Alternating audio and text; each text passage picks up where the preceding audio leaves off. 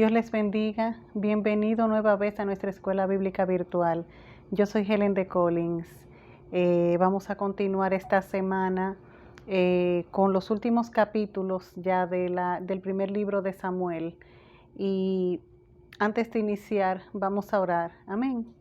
Amante Jehová, Dios de los ejércitos, te damos las gracias porque tú nos permites estudiar tu palabra. Señor, muchísimas gracias porque tú nos ayudas, Señor, a través de ella.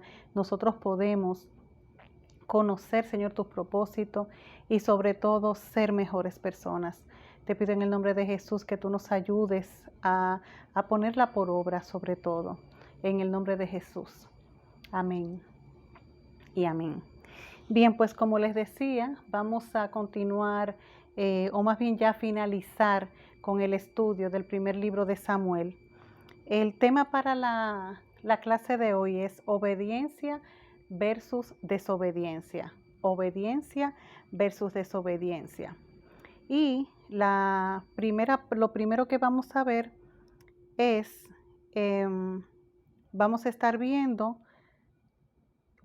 4 puntos. El primer punto dice, los amalequitas atacan Siclag. Para eso vamos a leer en el primer libro de Samuel, en el capítulo 30, los versos 1 y 2.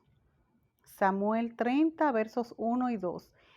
Hoy voy a estar leyendo todo en Reina Valera 1960. Amén. Samuel 30, 1 y 2 dice así. David derrota a los amalecitas. Cuando David y sus hombres vinieron a Siclag al tercer día, los de Amalec habían invadido el Negev y a Siclag, y habían asolado a Siclag, y le habían prendido fuego, y se habían llevado cautivas a las mujeres y a todos los que estaban allí, desde el menor hasta el mayor, pero a nadie habían dado muerte, sino se los habían llevado al seguir su camino. ¿Qué pasa? Para hacer un poco de historia. Los filisteos no permitieron que David los acompañara. Ellos iban a pelear, ¿verdad? Y no permitieron que David los acompañara. Entonces, él y sus 600 hombres partieron para Siclag. Tenían que recorrer 140 kilómetros del territorio filisteo y eso eran 3 días de camino. Cuando llegaron cansados, encontraron la ciudad destruida por los amalecitas. Los amalecitas, ¿quiénes eran? Eran unos nómadas que habitaban la península sinaítica y el Negev. Eran descendientes de Amalec, nieto de Saúl, y a quienes Saúl se había negado a erradicar. Ahora ellos acostumbraban a atacar a quienes se encontraban, y en este caso dejaron en ruinas e incendiaron a Siclag. Los amalecitas fueron destruidos en el siglo 8 antes de Cristo. Eso nosotros lo podemos ver en el primer libro de Crónicas, capítulo 4, verso 43. No lo vamos a leer, pero para los que toman nota. Primero de Crónicas 4:43.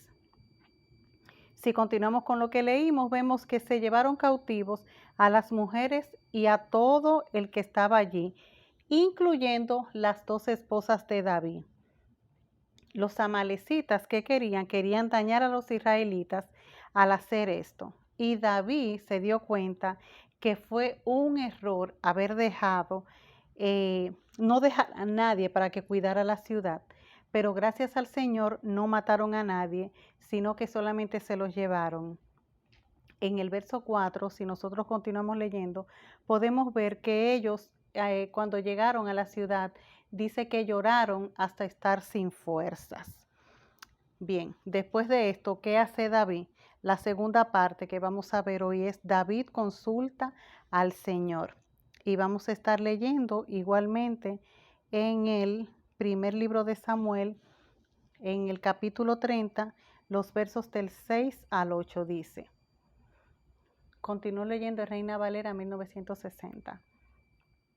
Y David se angustió mucho, porque el pueblo hablaba de apedrearlo, pues todo el pueblo estaba en amargura de alma, cada uno por sus hijos y sus hijas. Mas David se fortaleció en Jehová su Dios.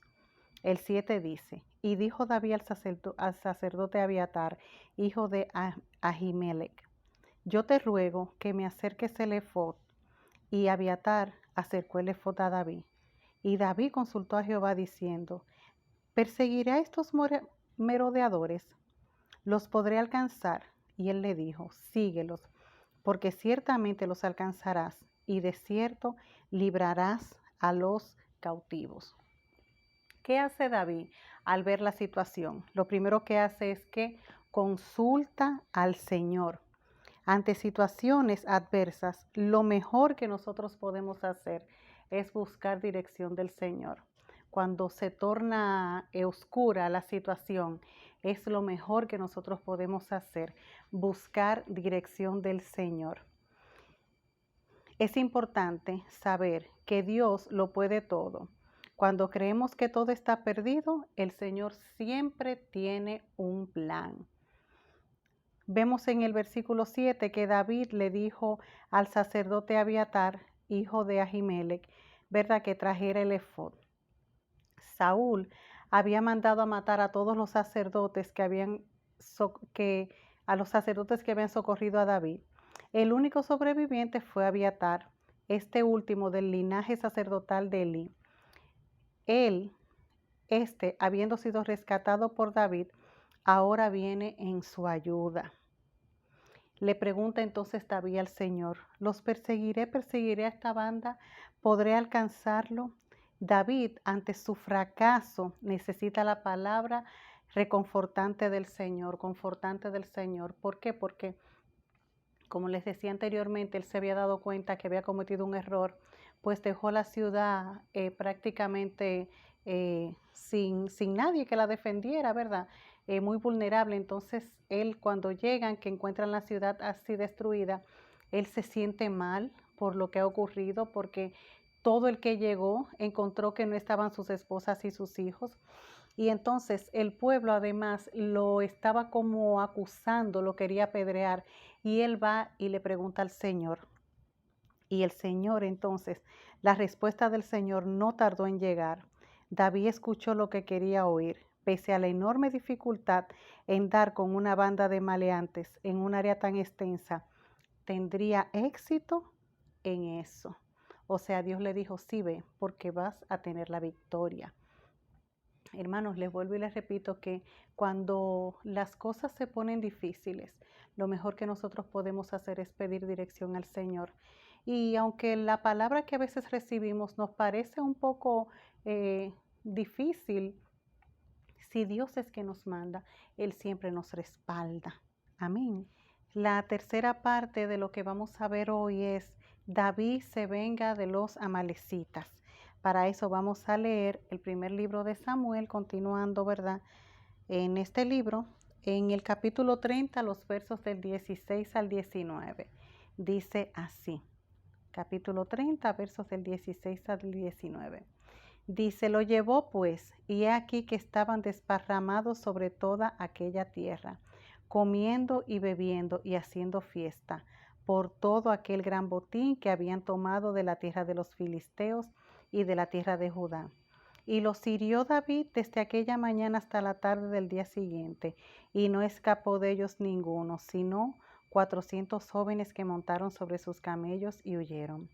Y libró David todo lo que los amalecitas habían tomado, y asimismo liberó David a sus 2 mujeres, y no les faltó cosa alguna, chica ni grande, así de hijos como de hijas, del robo y de todas las cosas que les habían tomado, todo lo recuperó David.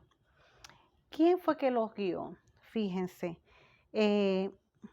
cuando dice entonces los llevó, palabras alusivas a un joven egipcio que había sido abandonado por su amo amalecita en el desierto para que muriera de hambre y de sed. David encuentra a este joven cuando van de camino para allá. Entonces, ¿qué hace? Lo ayuda y lo rescata. Ese mismo joven es quien les dice dónde estaban los amalecitas. Y cuando llegan David y sus hombres se encuentran con ellos, como dice bien, tomando y haciendo fiesta por todo lo que habían hecho. las tropas de David, pues como dice, los atacan hasta el otro día en la tarde. ¿Y quiénes escapan? Unos jóvenes en camello. Lo que queda, o sea, lo que podemos ver aquí, quizá que estos jóvenes eran vamos a decirlo, los de la realeza de los amalecitas, porque si eran camellos que iban, pues eso habla de que eran beduinos, su estilo de vida, ¿verdad? La de beduinos. Así liberó David todo lo que habían tomado los amalecitas. El botín recogido por David fue todavía mayor. ¿Por qué? Porque recordemos que los amalecitas venían haciendo esto por donde quiera que pasaban, iban atacando a todo el que encontraban en el camino y asimismo les tomaban sus pertenencias. Pues cuando David y sus hombres los encuentran, ellos no solamente tienen las pertenencias que habían tomado del campamento de David de David, ¿verdad? Sino que pues ellos tenían más posesiones, más bienes y todo eso lo recuperaron. Y no solamente la parte material, sino que también cada una de las personas que habían sido raptadas las encontraron vivas, porque por lo visto no las querían para matarlas, sino para tomarlos como esclavos, incluyendo las dos mujeres de David, que también estaban con vida. El cuarto y último punto que vamos a ver es la muerte de Saúl y de sus hijos. Eso nosotros lo vemos en el capítulo 31, los versos del 1 al 7. Muerte de Saúl y de sus hijos, dice. Los filisteos pues pelearon contra Israel y los de Israel huyeron delante de los filisteos y cayeron muertos en el monte de Gilboa. Y siguiendo los filisteos a Saúl y a sus hijos, mataron a Jonatán, a Abiadab y a Malquisúa, hijos de Saúl. Abinadab y a Malquisúa, hijos de Saúl. Y arreció la batalla contra Saúl, y le alcanzaron los flecheros, y tuvo gran temor de ellos. Entonces dijo Saúl a su escudero: saca tu espada y traspásame con ella, para que no vengan estos incircuncisos y me traspasen y me encarnezcan. Mas su escudero no quería, porque tenía gran temor. Entonces tomó Saúl su propia espada y se echó sobre ella. Y viendo su escudero a Saúl muerto, él también se echó sobre su espada y murió con él. Así murió Saúl en aquel día juntamente con 3 hijos, y su escudero, y todos sus varones. Y los de Israel, que eran del otro lado del valle y del otro lado del Jordán, viendo que Israel había huido y que Saúl y sus hijos habían sido muertos, dejaron las ciudades y huyeron. Y los filisteos vinieron y habitaron en ellas. Los filisteos, verá, como vemos, pues nada, superaron las fuerzas de Saúl y este acaba ese día muerto. Como pudimos ver, parece que hubo una lluvia de flechas y una de ellas pues le llegó, y al verse él imposibilitado prefirió morir.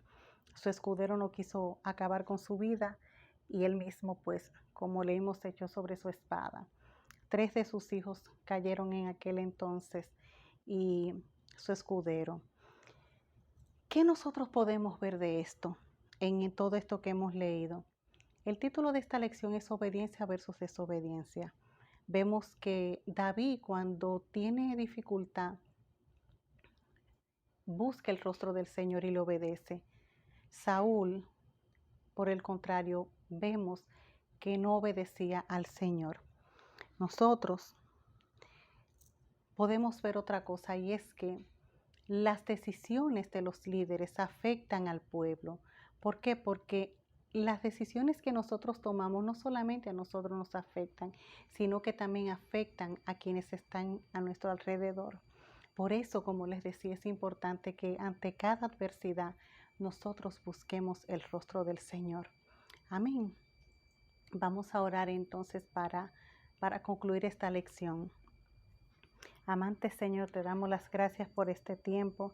Gracias, Padre. Ayúdanos a obedecerte en todo, Señor, que nosotros podamos buscar tu rostro cada vez que la situación se torne difícil, incómoda, y que podamos obedecer lo que tú nos dices, Señor. Ayúdanos, Padre, ayúdanos. En el nombre de Jesús. Amén y amén. Bien, pues será hasta una próxima entrega. Gracias por estar ahí. Dios les bendiga.